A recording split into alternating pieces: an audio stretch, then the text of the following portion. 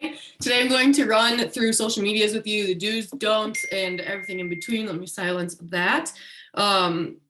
Social media is your storefront. There's a lot of things that you can do with your socials that can promote your business, get people to know you. Our whole business is virtual, really. And a lot of it requires you to show up consistently, which is what we've talked about since you started coaching. And this is a way to gain cred. When you're a new coach, people don't know you. People don't know your story. People don't know what you're doing. People don't know why you're there until you start sharing it. So social media is the easiest way to grow your business. I'm going to share my screen with you and kind of show you my Instagram, my Facebook, and how I use it. So give me 1 second.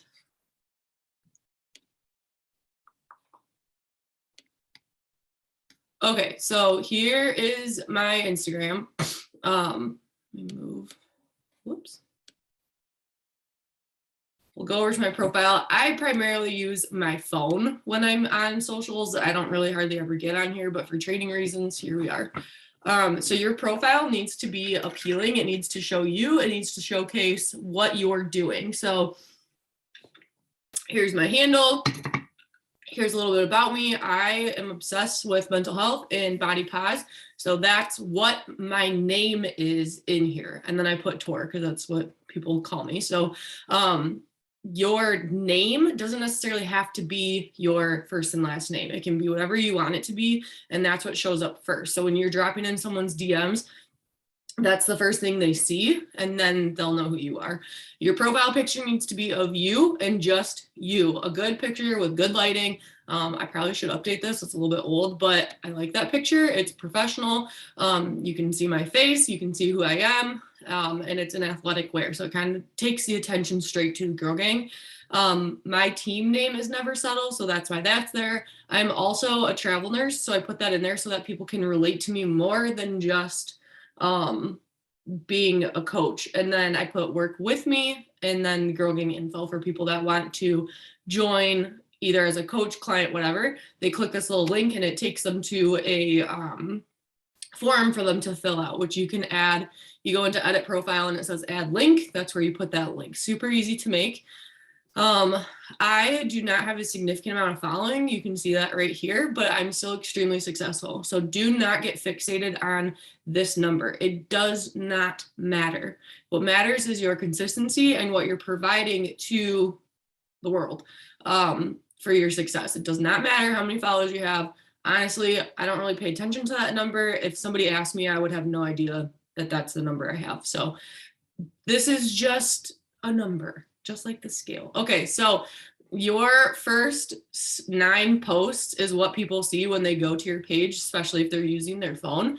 I would always have pictures of your face. This needs to be about you. Yes, your children, your husband, your friends, those are all a part of your life, but your feed needs to be primarily of you. And I just realized I have 3 booty pics in a row, but that's fine. It does not need to be aesthetically pleasing. You do not have to have filters on all of your pictures. The primary thing with Instagram is that you show up consistently. The more you post, the more traffic your page is going to get. The more reels you utilize, the more traffic your page is going to get. I have done reels every single day in a month. I've done reels every other day. It's just a quick, easy way for you to spread what your mission is, and then also it makes your page more interactive. I do have a lot of success with still photos, especially transformation photos. You always want to have at least 1 in your top 9. So if you scroll through my thing, you're going to keep seeing them.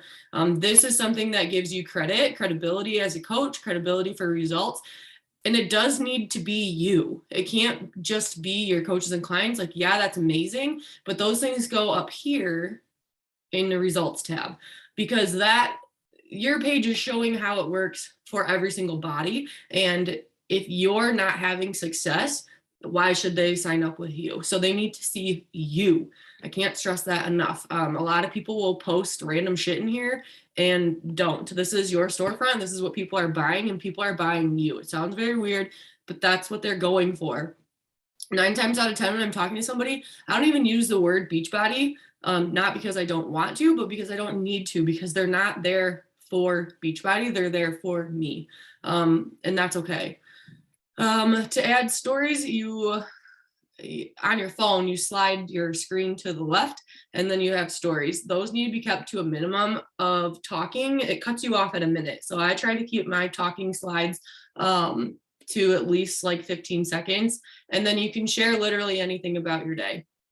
So I got my hair done yesterday. It was really gross. I was waiting for my friend to come over to sweat with me. And then we had to move my gym. So this is where you showcase your day-to-day life, not necessarily in your feed, but on your story. So this is where you show that interaction. This is where you show the engagement. This is where you get people to interact with your polls, interact with your stories. This is where you get people to laugh, that kind of thing. So that's what goes in your stories. And then your feed is your storefront, if that makes sense. So your feed is your niche or niche, and then your stories is your day-to-day life. You also need to share your account with your Facebook so that they link. I believe it's in settings. Manage. So this is where you add a link for your bio.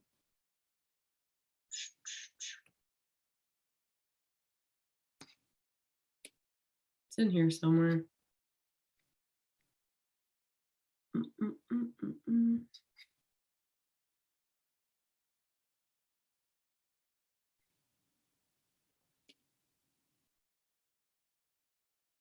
Make sure your page is set to a business account.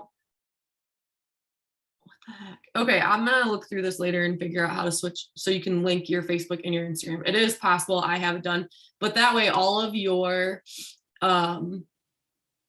stories and all of your still posts, some of the reels will transfer, some don't. It just depends on if Facebook has the sound or not.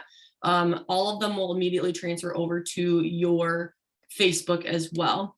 So then in your Facebook, you're obviously going to have your normal feed. If you go to my page, I don't make posts on Facebook.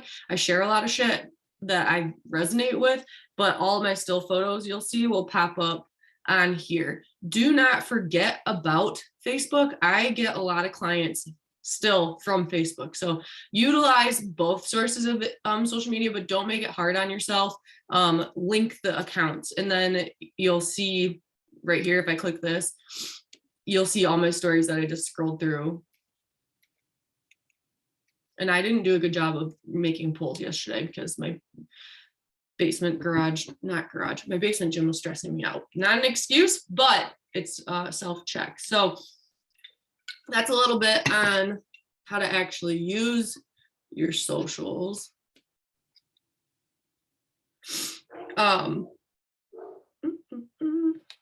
When it comes to your niche, you're going to hear this a lot. It's something that, what the heck? My computer is doing things.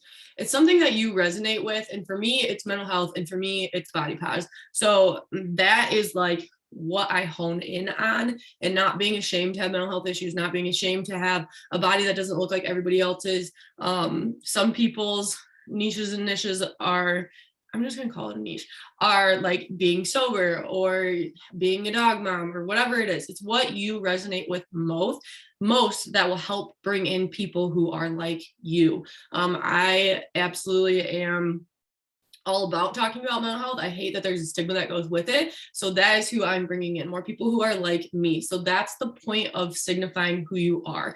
Yes, you are a lot of things, and I don't want you to put yourself in the shell of I'm only this. I'm extremely sarcastic. I think I'm really funny. There are a lot of different things about me. I'm a police wife. I'm a dog mom. I am a nurse.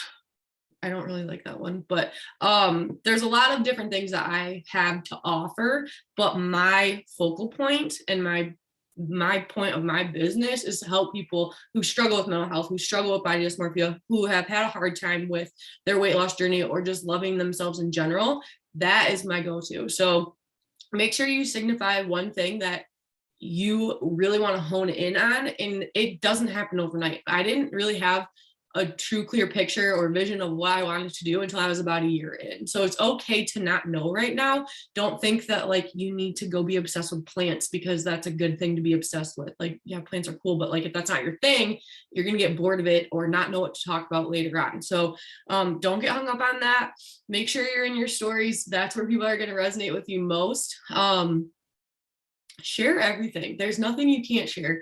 And there are things that you don't have to share. Tyler being a police is not something I talk about. I don't want, like, people know I'm a cop wife, but I don't want our house targeted. We live in the hood. Like, we don't live in a safe place. I don't want people figuring out where I live. I don't post pictures of my home. I don't post pictures of my outside.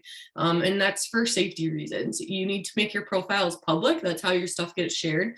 But you can still protect your safety. If you don't want pictures of your kids on the internet, don't post them. There are no requirements for what you have to share. You can keep things personal. If you're not comfortable sharing some parts of your life, don't. It's not like, oh, I'm a coach now I have to share everything about me and I don't want to and blah, blah, blah. Like, don't feel the pressure. If there's something on your heart and you want to share it. But if you don't and it makes you uncomfortable, then don't. There are a lot of things that I keep protected, and it's for respect for my husband or respect for my family. So just keep in mind that your life doesn't have to be an open book, but it can be with reservations. So that's my spiel on that. I work in a very unsafe place.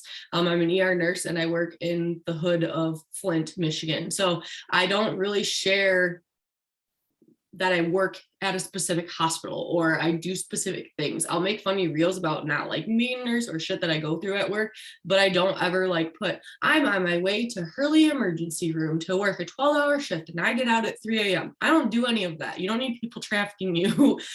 So please be cognizant of what you're sharing and be safe about it, but also share all the funny stuff, share the goods. People don't like perfect. I've learned to just post the shit. There are times I'll get out and I have food in my teeth and I share it anyways because I'm human. When I'm excited, I talk really, really fast and it gets going and then I stumble over my words or I start making noises. That's just part of who I am. And I started sharing that and people are like, I died laughing watching this. Like, thank you for the laughter. And that's part of who I am. Don't be afraid to show your weirdness. Let your freak flag fly. And that's all I have. So thank you for watching this. If you guys have any questions, please let me know. If you don't follow Brock Johnson, follow him. He's an Instagram god. Okay, thanks.